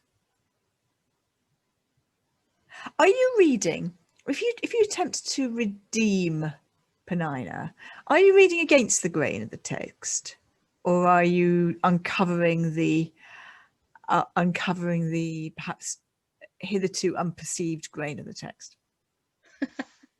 That's a really good question. I think that's one I've grappled with myself, to be honest. And I think, as an MA dissertation, this thing just grew. It grew from one conversation over lunchtime and turned into a dissertation somehow. And I feel like there's still so much to kind of plumb. I think I wanted to be true to the text, but I also wanted to say that there is always a story behind this. There is always more. If we're going to honour characters properly, and we're not just going to skate over and treat them just purely as literary devices, then we have to allow that there is more. There is more things that we don't know. And I think with Peninnah, the whole thing is in what we don't know, in what we're not told, because, she is so obviously really a victim, and yet we're not led to think like that. Thank you. We've got two come in now. We'll see if we can get through them both. Judy, do you want to ask your question, or shall I just read it? So just read it. Okay. Is there anything that could be said about Abraham's third wife, Keturah, who had 6 sons and maybe daughters?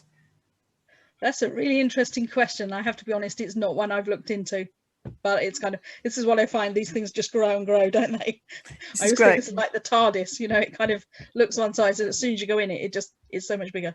That's biblical studies in general, I think. Yeah. Looks like you got the makings of a PhD here. Kath, do you want to ask your question, or shall I read it? Okay, I'll read it. You're gesturing. Can we infer that the text disapproves of Peninnah? It seems that the Old Testament is much less taken with niceness than we Brits. I think that's true. I think, considering how little we are told about Peninnah, and we are just told that she ridiculed Hannah, we're kind of, it feels like we are intended to think badly of her. But then there's this, she's referred to in the song, and I talked about this in my first paper, about how within the lines, I haven't got it in front of me, that's not great, that's because I was doing the second paper, but there's something in the pattern of language in the song that when it comes to this, there's a reversal. There's something about an acknowledgement somewhere about things are not right for Peninnah within that song, but I think that's the only clue really that we're supposed to read differently, other than the naming as well, and the fact it's in a chiastic structure. I think yeah. I feel it's something we're supposed to notice rather than just skim over, but the tendency has been to skim over. Yeah, I think, no, go ahead, Kath, sorry. Another random thought. I'm reminded of Jacob's rather unhappy marital situation.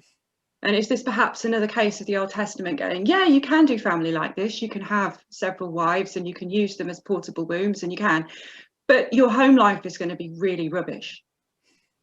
You know, who wants to be Jacob coming home where one of the wives is waiting for him and going, well, I hope you're up for it because I've paid. Or, you know, Elkanah going home and having to spend all his hours going, well, aren't I better than 2 babies? You know, aren't I better than 10 babies, darling? Please eat your beans on toast. I mean, who would want to have this home life? I just, you know, I don't know. I don't think the text is asking us to judge Peninnah, but that's my personal reading. Thank you. That's great. There's a couple of comments have been put in of things that other people might like. If you want to follow this up, Will Gaffney and Dolores Williams, just draw your attention to those. Thank you, Margaret. That was just great. Let's show our appreciation. And now we're going to come to our final paper of the evening, Dr. William Ford. William has taught Old Testament and Hebrew at Belfast Bible College since 2009 and is the undergraduate programme leader there. His main research interest is the area of interpreting theologically difficult Old Testament texts. I relate to that, particularly those relating to the character of God and understanding how we read these texts as part of Scripture. He's published a book on the plagues of Egypt and articles on the conquest of Canaan. And William's going to speak to the paper titled Dispossessing the Canaanites in Deuteronomy. Thank you. Thank you, Helen, and thank you everyone for attention. What I'm going to do now, if I can get this right, I'm going to be trying slightly different. I'm going to see if I can share a handout with you. So hopefully in a moment it should pop up on the chat if you want to grab it. Is it loading? It's loading slowly. Okay.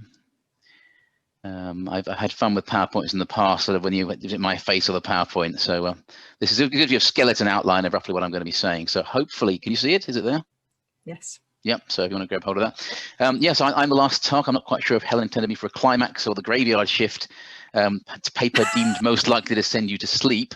I have cut out some Hebrew verb analysis because I thought at this point you're probably not going to want to go there. Just to put it in context, I wrote a paper 3 years ago on the challenge of the Canaanites, and I tried to give a big picture sketch of one way to read the biblical portrayal of the Canaanites. And this is sort of filling in the gaps and trying to add a bit of detail to one particular area about Deuteronomy. So here we go. There are a number of passages in the Bible, particularly in the Old Testament, which portray Adonai as violent, either carrying out violent acts himself or ordering violence, commanding others to act violently. And for those who read the Bible as scripture, this raises the question of how these passages are read as part of the portrayal of a God who is love. Arguably the most difficult of these passages are those relating to the conquest of Canaan, where Adonai is portrayed as commanding extreme violence against people groups. The conquest narratives are found primarily in the book of Joshua, but the divine commands about the conquest are found in Exodus to Deuteronomy. This paper will consider the Canaanite conquest commands in the book of Deuteronomy. Two reasons for choosing Deuteronomy in particular. Firstly, it has the largest number of commands. And secondly, it has the harshest commands. Excuse me, my throat's a bit odd. Which are the most difficult to read and understand as part of scripture. For example, in Exodus and Leviticus, the commands tend to use the language of expulsion from the land. Whereas Deuteronomy speaks about dispossessing the Canaanites, but also destroying them, putting under the ban, the notorious cherem, and other terms which tend to suggest destruction. While expulsion is not pleasant, it is not quite as problematic as extermination. The approach of this paper is synchronic, canonical, following that of McConville in his Deuteronomy commentary, of offering a theological interpretation of the text of Deuteronomy in the context of the biblical canon, albeit in this case just one particular element within Deuteronomy. So I'm not going to try and raise questions of the dating of Deuteronomy, or to what extent it relates to historical events, including the different models that have been developed regarding Israel's entry into the land. Neither am I going to raise questions about whether Adonai could have commanded such acts, or whether Moses, the text, etc., misunderstood him, as other recent scholars have done. Instead, I'm simply going to consider the portrayal of these commands within Deuteronomy. I'll look at the overall message and rhetoric of Deuteronomy and the place of the Canaanites within it. I'll look at the focus of the land as an important issue within Deuteronomy, and the possession of the land and the concomitant dispossession of the Canaanites, with a focus on the verb yarash, and use 9:1-6 as an example, and then consider how this reading overall relates perhaps Deuteronomy to other conquest passages outside of the book of Deuteronomy. So the overall message of Deuteronomy. This can be summed up by the concept of Israel's radical loyalty to Adonai. The nature of Adonai, the nature of Israel, and the nature of the relationship between them are key themes in Deuteronomy. Adonai, Israel's God, is one, holy and faithful. Israel, Adonai's people, are elected, holy and blessed. They're in covenant relationship with him and therefore obliged to be totally loyal to him. This is summed up in two famous passages, the beginning of the Shema and the first of the 10 words in chapter 6 and chapter 5, respectively.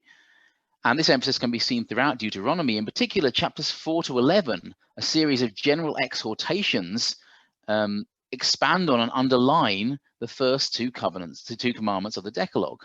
And the style of these chapters is sermonic and exhortative, challenging Israel on its attitudes about its covenant relationship. And as Goldingay has pointed out, it is within these sermonic exhortations that we find the largest discussions of the Canaanites, predominantly Deuteronomy 7, but also 9 and so on, rather than in the detailed laws in chapters 12 to 26. Therefore, the focus is not in these passages arguably giving precise instructions on exactly what Israel are to do with the Canaanites. So when we're considering the Canaanites in Deuteronomy and the commands about them, we need to start with the understanding that Deuteronomy is not primarily interested in the Canaanites for their own sake. Instead, the Canaanites are mentioned as part of Deuteronomy's focus on Israel living out their covenantal loyalty. And within that focus, the Canaanites have a specific role, being primarily portrayed as a danger for Israel. The danger centered around their religious practices, because the greatest threat to even Israel's covenantal loyalty in Deuteronomy are others in their midst worshipping other gods and thus tempting Israel. And this is a constant theme in the divine conquest commands. Israel are warned about this danger against adopting or asking about the Canaanites' worship. It's abhorrent to Adonai, it would be a snare for Israel, and it would lead to their destruction. This raises the question, well, why the Canaanites in particular? Why are they singled out? And what would it mean for Israel to be destroyed? And both of these questions lead to the issue of the land in Deuteronomy. Because for Deuteronomy, Israel's loyalty is not in a vacuum, but it's rather focused on the land. In Lundbom's succinct phrase, the land looms exceedingly large in Deuteronomy. The book is set on the plains of Moab just before Israel enter the land of Canaan, and it understands their relationship to the land as part of the covenant relationship with Adonai. It's their inheritance from him, promised by him to their ancestors, which he's giving to them as part of his faithfulness. However, Israel cannot simply presume upon their occupation of the land. During the conquest, while Adonai is giving the land to them, they must enter and possess it. After the conquest, their occupancy of the land is contingent upon their keeping the covenant.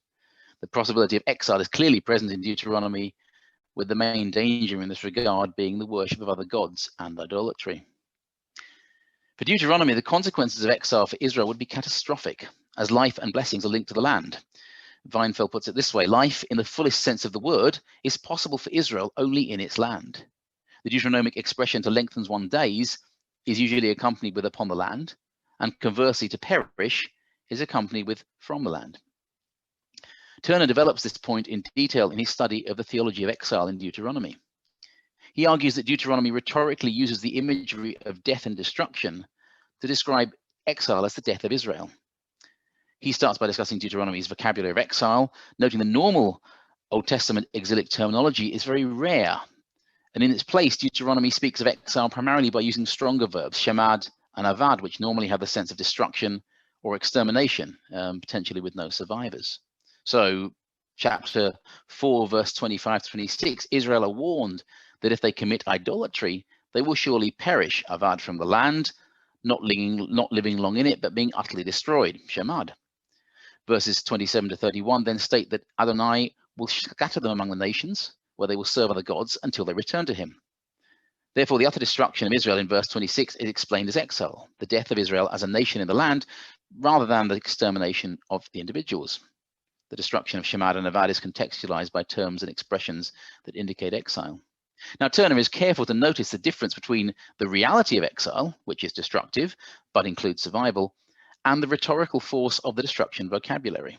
The latter, particularly Shemad and Avad, are used hyperbolically to explain the theological consequences of the exile for Israel. So the quote I put on the handout: exile constitutes the death of Israel as a nation in covenant, a covenant comprised of a symbiotic relationship between Yahweh, the nation, and the land. In contrast, he says, life in Deuteronomy, we've argued, is life in the land. Now, why am I laboring this point? Well, I mean, apart from the point that it's very difficult to overstate the importance of Deuteronomy of the land and the covenant and the link between them. But it brings us back to the portrayal of the Canaanites in Deuteronomy. Why are the Canaanites singled out? not because they're a worse nation than other nations, but because they are the greatest threat, because they're in the land. They're in the land that Israel is entering to possess. Therefore, they are the idolaters that Israel are most likely to encounter and therefore to be tempted by. For Israel to live out the covenant in the land, the danger of the Canaanites and specifically their worship must be removed from the land.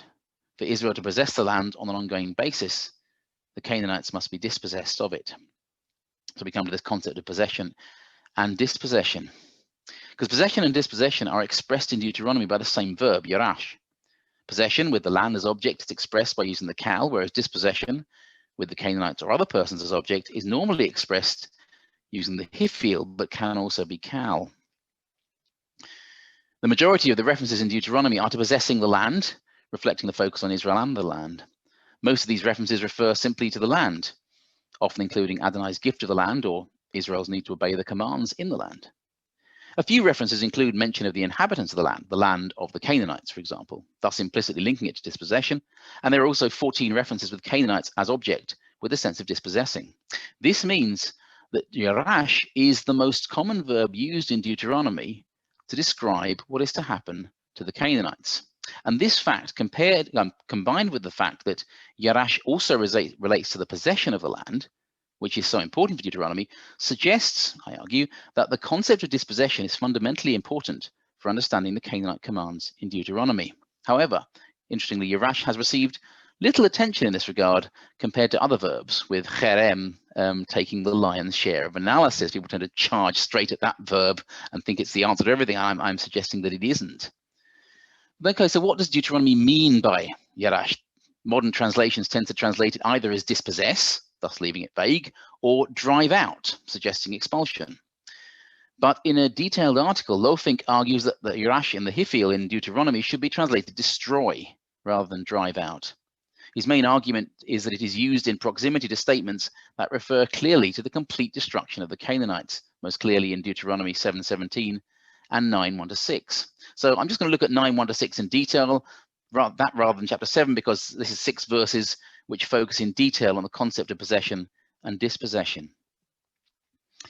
So 9:1-6, this stands at the beginning of the sermon on Israel's rebelliousness and functions as an introduction to the detailed reflection on Israel's idolatry at Mount Sinai in 9:7 to 10:11.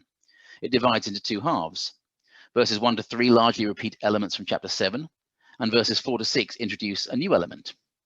So verses 1-2 return to the theme of Israel entering the land and dispossessing nations that are more powerful for them. We've seen this in chapter 1 and 7, in both cases raising the question of how can Israel do this? Verse 3 provides the answer, the same answer they've had before, Adonai. He will go before Israel and enable them to dispossess the Canaanites. Verses 4-6 then add a corrective regarding Israel's possible attitude about yarash.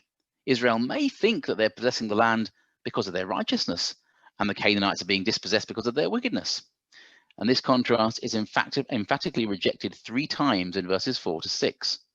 The wickedness of the Canaanites, yes, is a reason why Adonai is dispossessing them. However, Israel's possession of the land is because of the promise to the patriarchs, and not, verse 5, repeat, not, verse 6, because of their righteousness. They are stiff-necked, and this is explored in detail in the sermon that follows.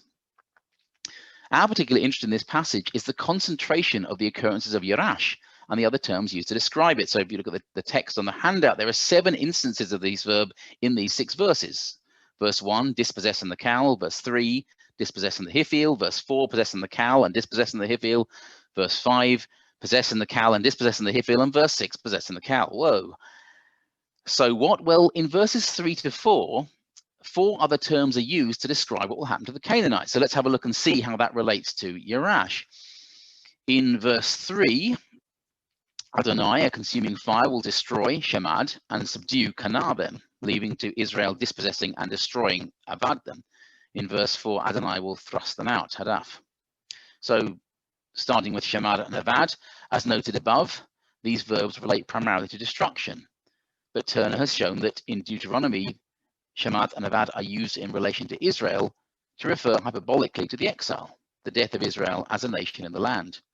He suggests that this can be extended to the Canaanites here, and this is supported by the passage immediately preceding in chapter 8, verse 19 and 20, At the climax of chapter 8, warning Israel about the dangers of forgetting, they're told that if they do forget and serve other gods, they will surely be destroyed like the nations which Adonai is destroying before you, so you will be destroyed, because you would not listen to the voice of Adonai your God. So the link is made explicit. Israel will be destroyed like the Canaanites.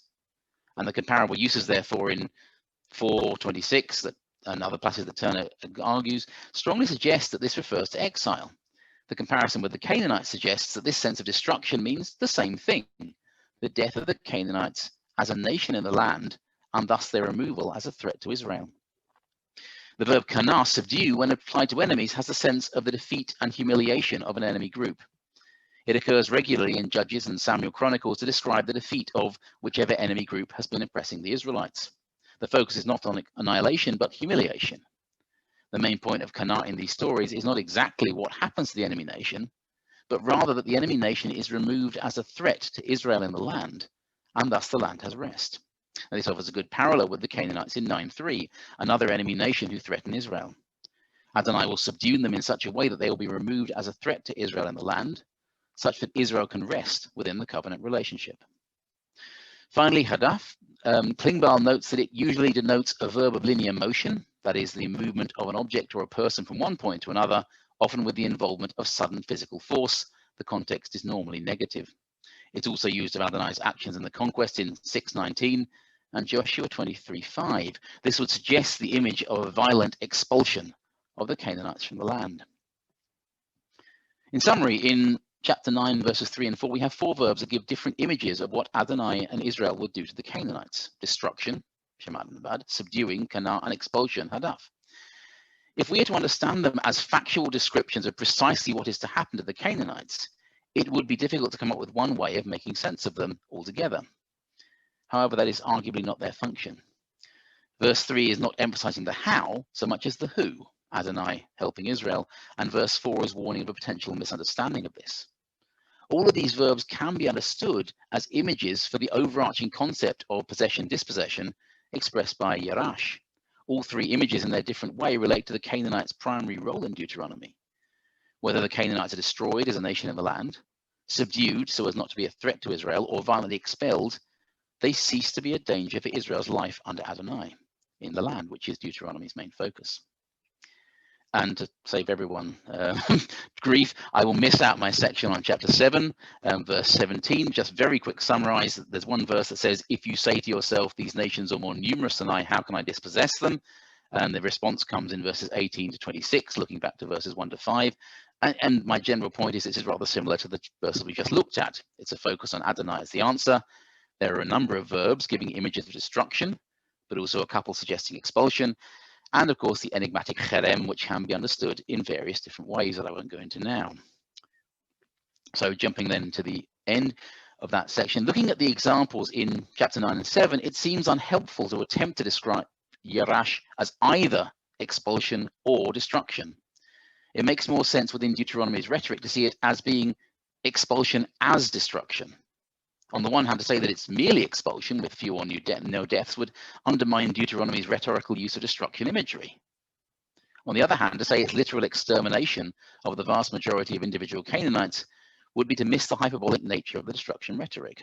Deuteronomy's focus is not on the actual extermination of every Canaanite, or even primarily on killing individual Canaanites. Instead, the focus is on the need for Israel to ensure the Canaanites are dispossessed, whatever that means, removed from the land as a threat. If Israel do not dispossess them but follow after them, then like the Canaanites, they will be destroyed as a nation in the land through exile. The last section, then, we can now consider briefly how this understanding of Yerash and Deuteronomy relates to the conquest passages in Exodus to Joshua. So Exodus to Numbers, this understanding would provide a way to read Deuteronomy alongside the seemingly different concepts in the commands in Exodus to Numbers, which focus more on the image of expulsion. In all cases, the Canaanites are to be removed as a religious threat in the land. Whether the image is expulsion or by being destroyed as a nation in the land, Israel must guard their loyalty to Adonai at all costs and do whatever is necessary to prevent threats to it. But that does not necessitate the death of every single Canaanite. And this understanding would also resonate with the accounts in Joshua. So dividing Joshua 1 to 12 into 2, In the detailed stories of Jericho and Gibeon in sort of 2:1-5, or beginning, probably chapters 2 to 10, the beginning of chapter 10, the focus is not on the slaughter of Canaanites, but on Israel's identity and relationship with Adonai. Those among the Canaanites, such as Rahab and the Gibeonites, who choose to side with Israel and Adonai, are not destroyed. This is not seen as a breach of Adonai's conquest commands because they're no longer a threat to Israel. Instead, they become part of Israel. In sharp contrast, Achan the Israelite becomes a threat to Israel through his breach of Cherem and is destroyed from within Israel.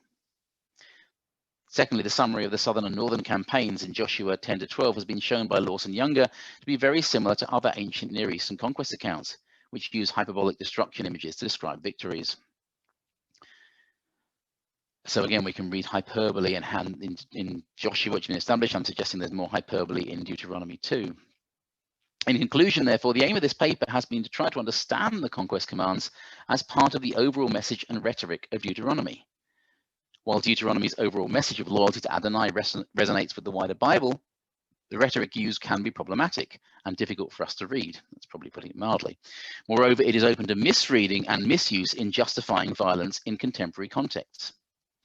Nevertheless, I submit that understanding the hyperbolic destruction rhetoric for what it is and what it is not can help us to understand better what is and is not being commanded. While this does not remove the problem, hopefully it can contribute to the discussions about how these difficult texts can be read and used appropriately. Thank you.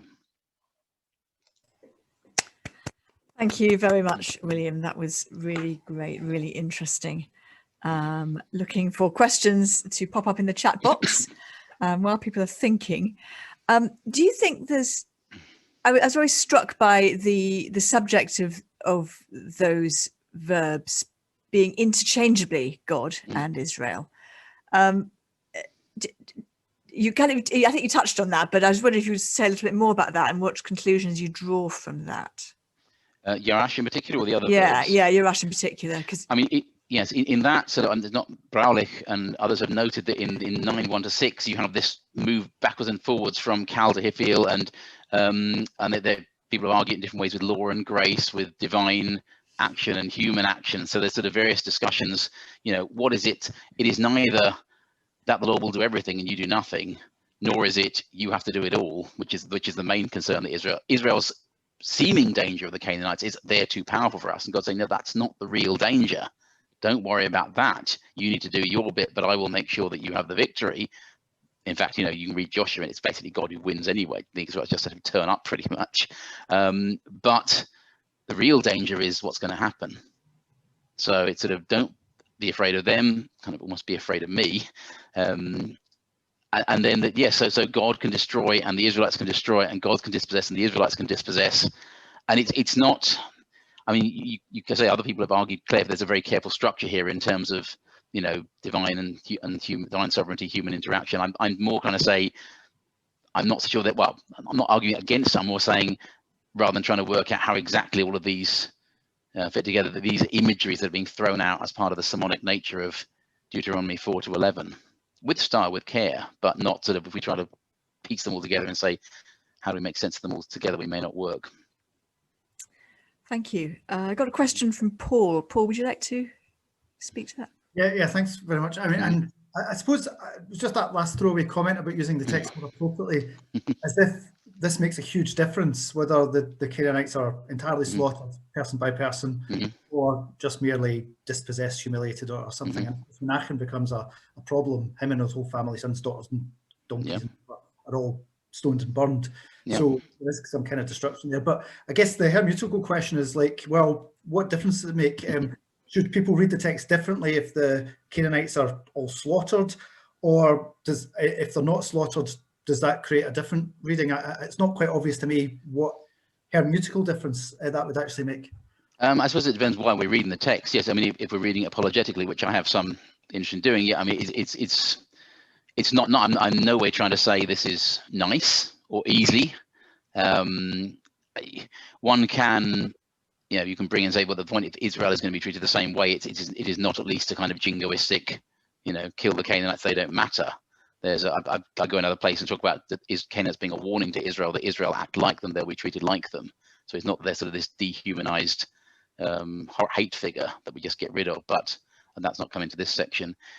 No, I mean, it doesn't solve the problem. I suppose it, in a sense, if we're talking about violence, is expulsion less violent than annihilation? Arguably so. But I'm trying to say, a lot of people dive straight into cherem, and I'm trying to say, well, let's at least, pick up this other verb which seems to be comparatively underused, and yeah, let's see how it feeds into the discussions. I'm not claiming I've got the magic wand that goes bing, and we have a great. It's just say this seems to be an overlooked factor in the text, but seems to be quite fundamentally important for Deuteronomy. If you were preparing a translation for use in the churches, and I tell my students that one-person translations are highly dangerous, but imagine that for a moment you were heading up the committee. How would you translate that verb, Yoash? I think I would dispossess. I would avoid, the Swiss suggests he should wipe out. He follows roughly loafing. Other people drive out.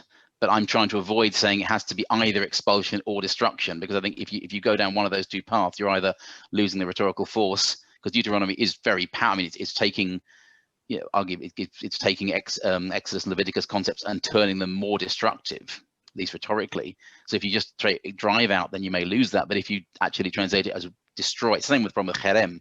If you destroy it, if you translate cherem as kill, wipe out, annihilate, is it more subtle? That it's something to do with putting under the ban and whatever that means, and the big discussions there. So I would probably leave it dispossess. Appreciate I think no because it would also flag up the session of what that means in terms of Deuteronomy. Now one could say you want the translation to do the work for the people, but then seeing as it's not actually meant, I don't think anyone would be claiming it as a manual for what you're actually meant to do. Pretty much that's one of the few things that almost every scholar is agreed upon, that this should not be used as a manual. So I think leaving it as dispossessed would be okay in this context.